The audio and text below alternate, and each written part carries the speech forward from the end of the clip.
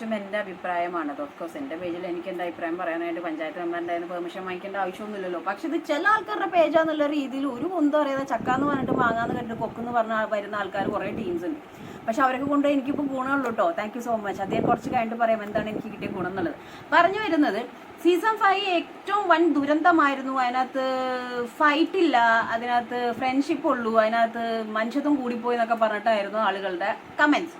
ഇപ്പൊ even I am getting so much of comments and പല കമന്റ്സും ഞാൻ കാണുന്നുണ്ട്. സീസൺ 5 പോലത്തെ ഒരു 5 ഇനി ഉണ്ടാവില്ല, സൗഹൃദം ഉണ്ട്, ഫൈറ്റ് ഉണ്ട്, എല്ലാം ഉണ്ട് എന്നുള്ള രീതിയിൽ ഒരു സംഭവം പറയുന്നുണ്ട്. എൻ്റെ പെർസെപ്ഷനിൽ ഞാൻ പറയുകയാണെങ്കിൽ ഈ സീസൺ 6 ഫൈറ്റ് ഒഴിഞ്ഞ ഒരു നേരമില്ല. ഉള്ള കാര്യം ഞാൻ പറയാം. കാരണം ബിഗ് ബോസ് എന്ന് പറഞ്ഞാൽ ലാലേട്ടൻ പറയുന്നുണ്ട് അതിനകത്ത്, എപ്പോൾ നോക്കിയാലും വഴക്കെന്നില്ലാത്ത നിങ്ങൾക്ക് മെസ്സേജസ് കൊടുക്കാം, നിങ്ങൾക്ക് ട്രാവൽ റിലേറ്റഡ് സംഭവങ്ങൾ കൊടുക്കാം, നിങ്ങളുടെ ലൈഫ് ഹിസ്റ്ററി കാര്യങ്ങൾ സ്റ്റോറീസ് പറയാം, എന്തെല്ലാം കാര്യങ്ങളും അതിനകത്ത് സംസാരിക്കാം, പല കാര്യങ്ങളും അതിനകത്ത് സംസാരിക്കാം. പക്ഷെ അതൊന്നും ചെയ്യാതെ എവിടെയാണ് വഴക്ക്, എവിടെയാണ് തോണ്ടാൻ പറ്റുക, എവിടെയാണ് പ്രശ്നം ഉണ്ടാക്കാൻ പറ്റുക എന്നുള്ള രീതിയിൽ ഇല്ല ഒരു റോബോട്ടിക് എന്താ പറയുക ഹ്യൂമാനിറ്റി ഇല്ലാത്ത കണ്ടസ്റ്റൻസ് ആണ് ഇത്തവണ കയറിയിരിക്കുന്നതെന്ന് ഞാൻ പറഞ്ഞാൽ എനിക്കറിയത്തില്ല നിങ്ങളത് എങ്ങനെ അക്സെപ്റ്റ് ചെയ്യുന്നത്. പക്ഷെ കുറച്ച് പേരെങ്കിലും അക്സെപ്റ്റ് ചെയ്യുന്നുള്ളൊരു പ്രതീക്ഷ എനിക്കുണ്ട്. എനിക്ക് ഫീൽ ചെയ്ത കാര്യമാണ് ലെവലേശം ഹ്യൂമാനിറ്റി എന്ന് പറയുന്ന ഒരു സാധനം അതിൻ്റെ ഉള്ളിൽ കൂടെ പോയിട്ടില്ല. എല്ലാവരും ഗെയിമിനായിട്ട് ഫിറ്റ് ചെയ്ത് വന്നിരിക്കുകയാണ്. അതിനപ്പുറം മനുഷ്യത്വം എന്ന് പറയുന്ന ഒരു സംഭവം ഉണ്ടെന്ന് പ്രേക്ഷകർക്ക് മനസ്സിലാക്കി കൊടുക്കേണ്ടവരാണ് അതിൻ്റെ ഉള്ള കണ്ടസ്റ്റൻസ്. ഇപ്പം കണ്ടസ്റ്റൻസ് അവർക്ക് മനസ്സിലാക്കി കൊടുക്കേണ്ട ഒരു അവസ്ഥയിലാണ് പോയിരിക്കുന്നത്. ഒരു ഉദാഹരണം ഞാൻ പറയാം. Rocky Siju case. ആ വ്യക്തി അവിടെ നിന്ന് ഇടി കൊണ്ട് ഹോസ്പിറ്റലിലോട്ട് പോയിട്ട് അവിടുത്തെ ഒരൊറ്റ ആൾക്കാർ അന്വേഷിച്ചിട്ടില്ല. ഒന്ന് ആലോചിച്ച് നോക്കിയേ. നമ്മൾക്ക് 2 ദിവസം പരിചയമുള്ള ഒരാളാണെങ്കിലും പോട്ടെ, തൊട്ടപ്പുറത്ത് അധികം കണ്ട് സംസാരിക്കാതെ ജസ്റ്റ് ഒരു സ്ലൈറ്റിൽ അങ്ങനെ ഒരാളുണ്ടെന്ന് അറിയാവുന്ന ഒരാൾക്കാണെങ്കിൽ പോലും ഹോസ്പിറ്റൽ കേസാണ് വയ്യായി എന്ന് പറയുമ്പോൾ ലെവലിലേശം അന്വേഷിക്കാത്ത മനുഷ്യന്മാരുണ്ടോ? ഒന്ന് അന്വേഷിക്കും. ഇത് അതിൻ്റെ ഉള്ളിൽ അങ്ങോട്ടും ഇങ്ങോട്ടും അന്വേഷിച്ചു എന്ന് പറയാതെ ഇപ്പോഴും ഇടിച്ചിട്ട് പോയവനെ തിരിച്ചു കയറ്റണം, അല്ലെങ്കിൽ ഇടിച്ചിട്ട് പോയ ആളെ സപ്പോർട്ട് ചെയ്ത് വോട്ട് എടുക്കണം എന്നുള്ള രീതിയിലാണ് അൻസിബ ആണെങ്കിലും ഋഷി ആണെങ്കിലും അർജുൻ ആണെങ്കിലും പോയിക്കൊണ്ടിരിക്കുന്നത്. കാരണം റോക്കി ബായുടെ ഒരു ക്ലിപ്പ് കാണിച്ചപ്പോഴേക്കും അൻസിബ നെഞ്ചും പൊട്ടിക്കറിയാണ്. എല്ലാവർക്കും ലൈഫ് ഉണ്ട്. അതിനകത്ത് സിജോ പറഞ്ഞൊരു കാര്യമുണ്ട്, ഇനിയും ഇതേപോലെ ആൾക്കാർ വരും. ഒരു ചെക്കൻ്റെ അല്ലെങ്കിൽ ഒരു മനുഷ്യൻ്റെ ഫ്യൂച്ചർ വരെ ജീവിതകാലം മുഴുവൻ നട്ടും ബോൾട്ടിട്ട് നിൽക്കേണ്ട ഒരാൾക്ക് വേണ്ടി കരയുന്ന ഒരു കണ്ടസ്റ്റന്റ് ടീമാണ് ഇത്തവണ എൻ്റെ ഉള്ളിൽ. പുറത്തുള്ള അന്തം ഫാൻസിന്റെ റീ എൻട്രിക്കുള്ള പരാക്രമം വേറെ. അപ്പോൾ ഇവിടെ ആരെയാണ് സൊസൈറ്റി സപ്പോർട്ട് ചെയ്യുന്നത്, എവിടെയാണ് ഹ്യൂമാനിറ്റി ഉള്ളത്? ഈ ഒരു ഗെയിം എന്ന് പറഞ്ഞു കഴിഞ്ഞാൽ അതിൻ്റെ ഉള്ള കണ്ടസ്റ്റൻസിനെ ക്ലെൻസിങ് പ്രോസസ്സിൻ്റെ ഒപ്പം തന്നെ പുറത്തേക്ക് കൊടുക്കുന്ന ഒരു മെസ്സേജാണ്.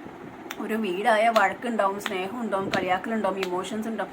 അങ്ങനെ ഒരു ടച്ചിങ് ഇമോഷൻ സീൻസ് അല്ലെങ്കിൽ ഒരു ഹ്യൂമാനിറ്റി ബേസിൽ എന്ത് തേങ്ങയാണ് ഈ സീസണിൽ ഇത്രയും ദിവസം വരെ അതിനകത്ത് കണ്ടിട്ടില്ല. ഞാനൊരു സാധനവും കണ്ടിട്ടില്ല. മിണ്ടിയ വഴക്ക് കുത്തിത്തിരിപ്പ് എന്നല്ലാതെ ഒരു സ്നേഹ സംഭാഷണമോ അല്ലെങ്കിൽ ഒന്നും ഞാൻ കണ്ടിട്ടില്ല. അവൻ പ്രണയത്തിനെ പറ്റി സംസാരിക്കുമ്പോൾ സ്റ്റോറി പറയുമ്പോഴൊക്കെ സംസാരിക്കുന്നുണ്ടെന്നുണ്ടെങ്കിലും അങ്ങോട്ടും ഇങ്ങോട്ടും ഒരു ബാക്ക് സ്റ്റാബ് അല്ലെങ്കിൽ ഒരു പിൻ പോയിന്റിൽ ഒരു ടിക് എന്നുള്ളൊരു സാധനം കൊണ്ട് നടക്കുന്ന മാതിരി എനിക്ക് ഫീൽ ചെയ്തിരിക്കുന്നത്.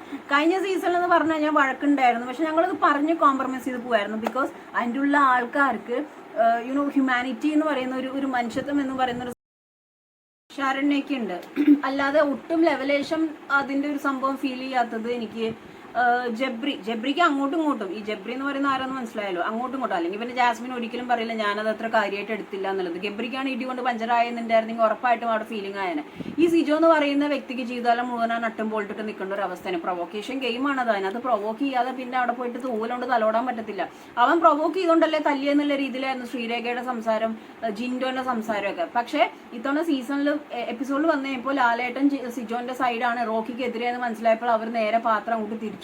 ശരണ്യ ഇന്നലെ പറയണ്ടായിരുന്നു സിജോ പോയതുകൊണ്ടുള്ള വിഷമം കൊണ്ടാണ് എനിക്ക് ഗെയിം ശരിക്കും കളിക്കാൻ പറ്റാത്തത് എന്നുള്ളത്. അതൊന്നും എനിക്ക് അത്ര എക്സ്ക്യൂസ് ആയിട്ട് തോന്നിയില്ല. ഈ ശരണ്യ പോയി ചോദിക്കണമെന്ന് ഞാൻ കണ്ടിട്ടില്ല.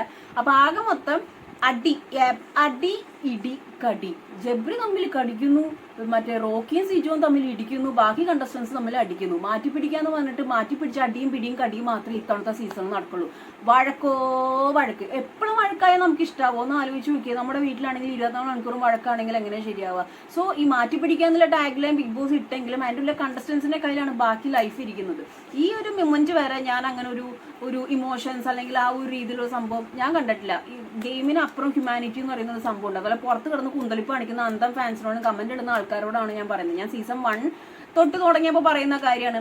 അതിൻ്റെ ഉള്ളിൽ ആൾക്കാരെ വലിച്ചു കയറുമ്പോൾ അവരെ പറ്റി സംസാരിക്കുമ്പോൾ എക്സ് കണ്ടസ്റ്റൻസ് ആണെങ്കിലും അവർക്കും കുടുംബം ഉണ്ടെന്നുള്ള കാര്യം മറന്ന് നിങ്ങൾ ചെയ്താൽ നിങ്ങളുടെ കുടുംബം വൈറലാവുന്ന കാര്യത്തിൽ ഒരു ഡൗട്ടും ഇല്ല.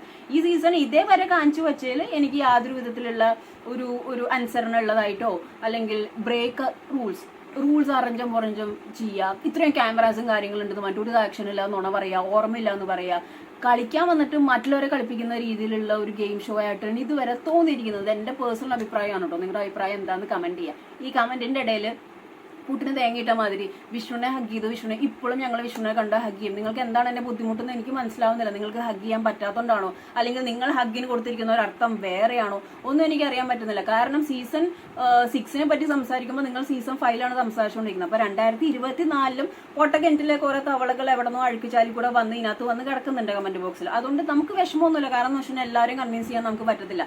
അപ്പൊ കണ്ണാളിക്കരെ അപ്പാന്ന് വിളിക്കുന്ന കുറെ ആൾക്കാർ കമന്റ്സിൽ വന്ന് കുന്തളിപ്പ് കാണിക്കേണ്ടത് എനിക്കറിയാം. കാരണം ദിൽഷ, സൂര്യ, ഇവരൊക്കെ ഒരുപാട് സൈബർ സെല്ലിംഗ് ഫേസ് ചെയ്ത ആൾക്കാരാണ്. നമുക്കത് വിഷയമില്ല. കാരണം എന്താണെന്നറിയോ, നിങ്ങൾക്ക് എന്റെ കൺമുമ്പിൽ വന്ന് സംസാരിക്കാനുള്ള നട്ടലില്ല. അങ്ങനെ വന്ന് സംസാരിച്ചു കഴിഞ്ഞാലും ഇപ്പൊ ഈ പറയുന്ന എന്താണോ അതിനേക്കാൾ ഇരട്ടിയായിരിക്കും ദൈവം പറയുന്നുണ്ടാവുക. Thank you for watching my video. Good vibes. ഇത്രയെങ്കിലും പറഞ്ഞാലെങ്കിലും സമാധാനം ഉണ്ടാവില്ല.